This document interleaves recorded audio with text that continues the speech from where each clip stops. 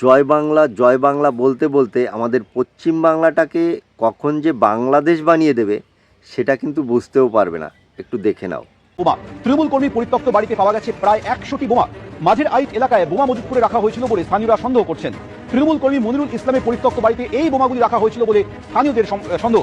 খবর দিয়ে এলাকায় গিয়ে পুলিশ গিয়ে গোটা বাড়িটি ঘিরে ফেলে।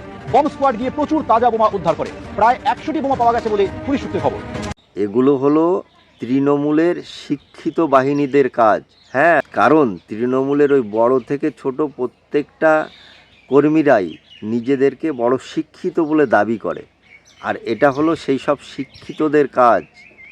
তাই একটা কথাই বলবো, 29 তারিখে ভোটটা দেওয়ার আগে একবার হলেও ভাববেন কামদুনির কথা, একবার হলেও ভাববেন তামান্নার কথা, একবার হলেও ভাববেন আরজি করের কথা, যেখানে মেয়েটার চোখ দিয়ে জলের জায়গা রক্ত বেরিয়ে এসেছিল।